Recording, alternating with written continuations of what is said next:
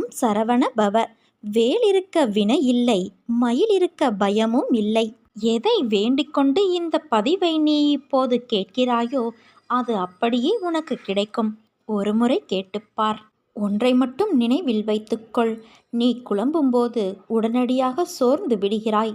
எல்லாம் என் அனுமதியோடும் என் ஆசையோடும் நடக்கிறது என்ற எண்ணத்தில் தொடர்ந்து செயல்படு.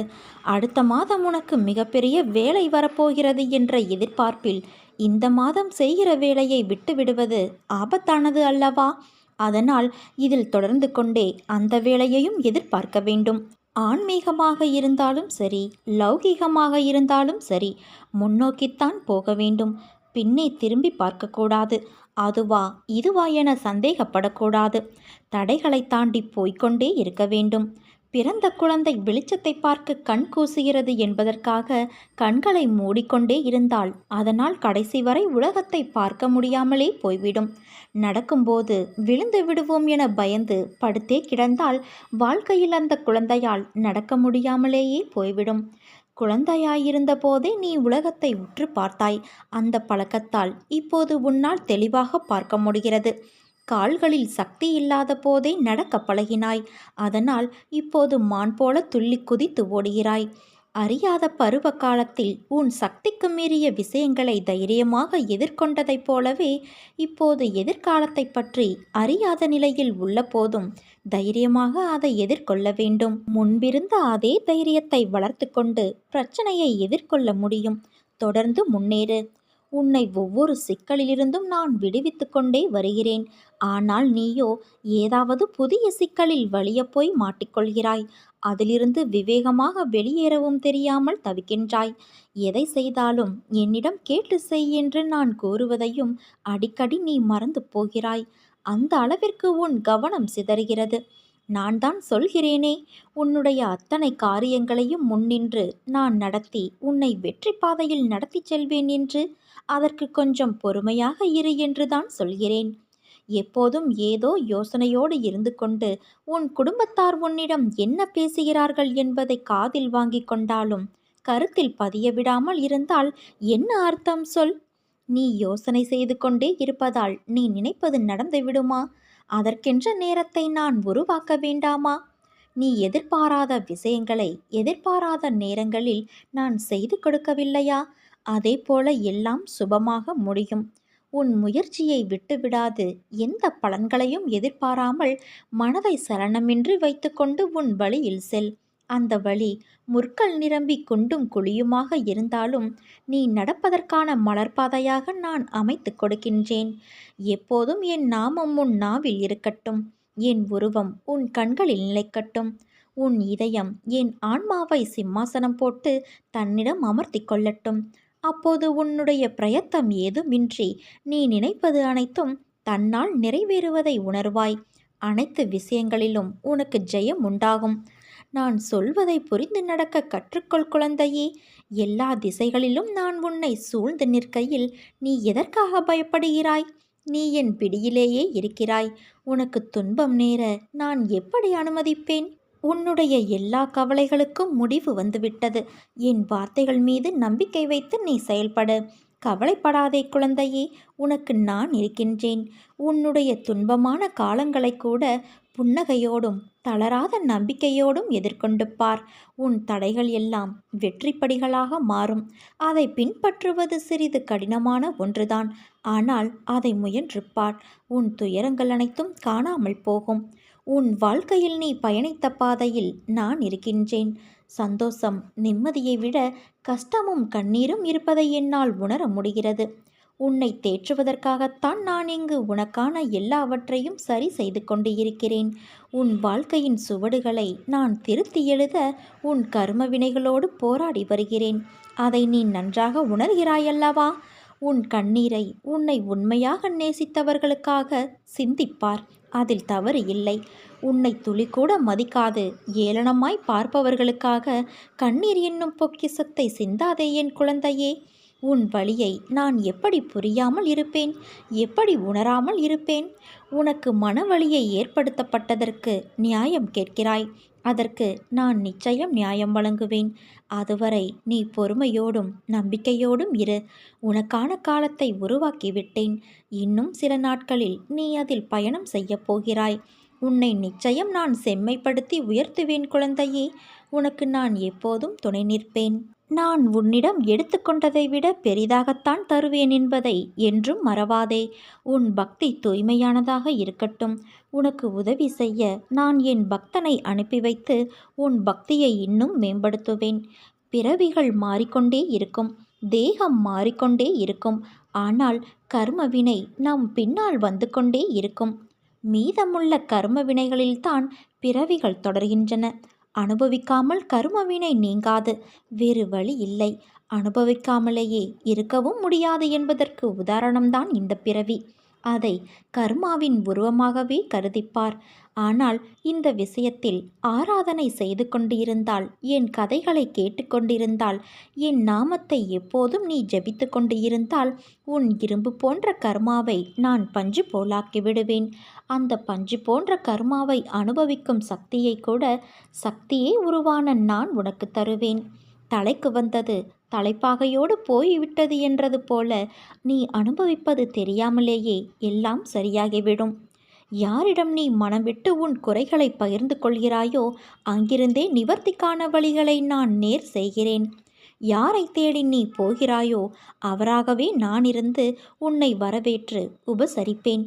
யாரை பார்த்ததும் உன் இதயம் இலகுகிறதோ அவரது வாயிலாகவே நான் நன்மை செய்கிறேன்.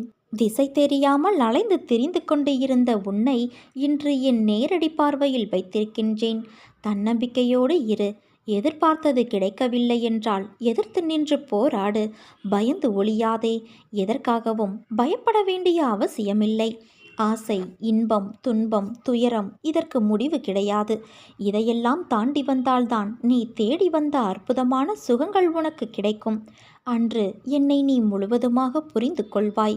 விரும்பிய வாழ்க்கையை நீ புரிந்து கொண்டு பிறகு ஏற்றுக்கொண்டு அனைத்தையும் சகித்து கொண்டு கடந்து வந்துவிட்டாய். இனி கவலை எதற்காக? எதற்காக இந்த பயம்? நான் இருக்கிறேன். எவ்வளவு வேதனை, எவ்வளவு துயரங்கள்!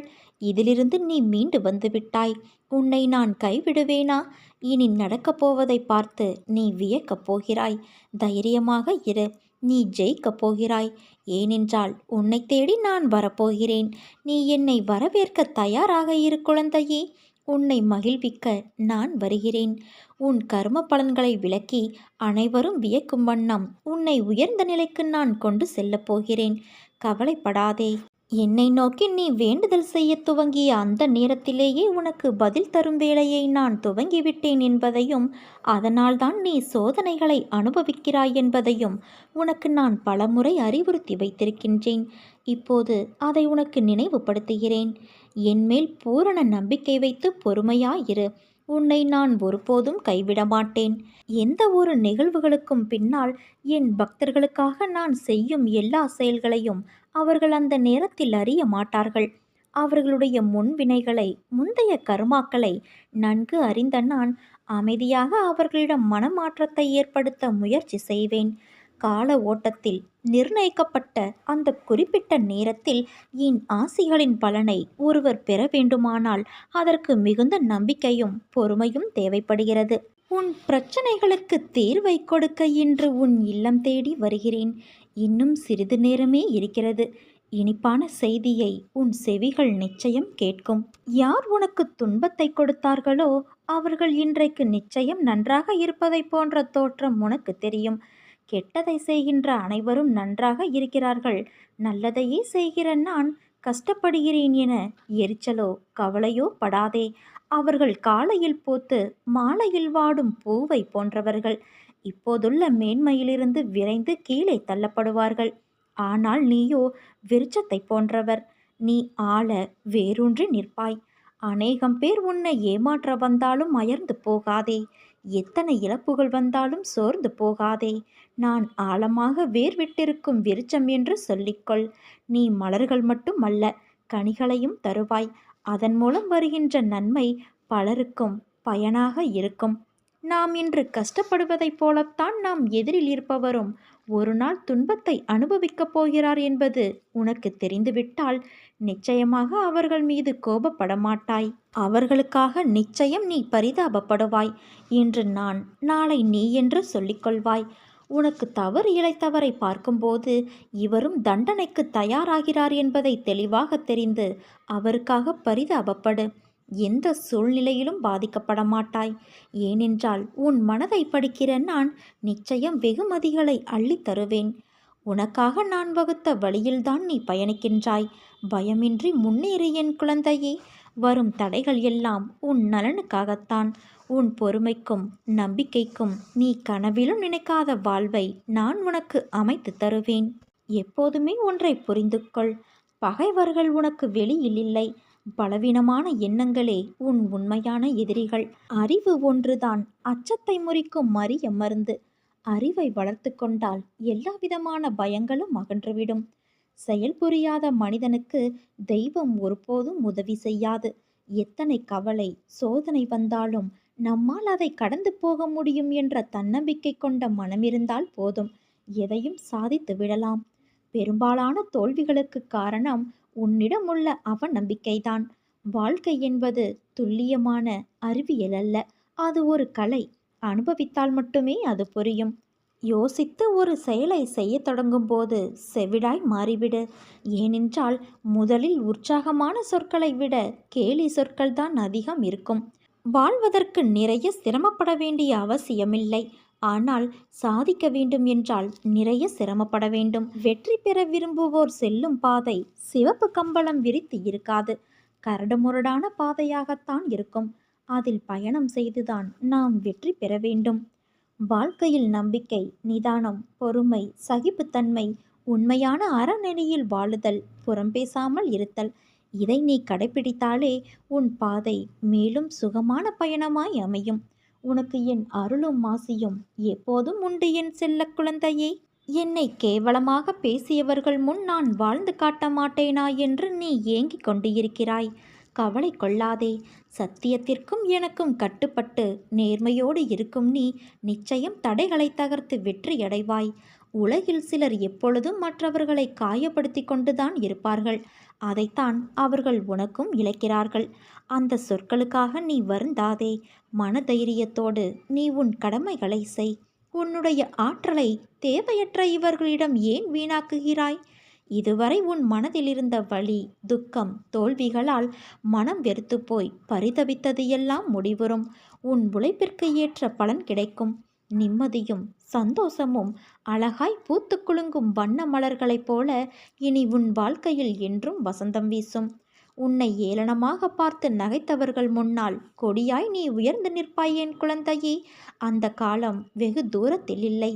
என் குழந்தையின் நல்வாழ்வே எனக்கு மகிழ்ச்சியை தரும். நிச்சயம் தடைகளை தகர்த்து நீ வெற்றியடைவாய். நான் அடைய வைப்பேன். கவலைப்படாதே. உன் வாழ்வில் நீ படும் வேதனைகள் அனைத்தும் பொடி பொடியாக உன்னை விட்டு நீங்கப் போகிறது.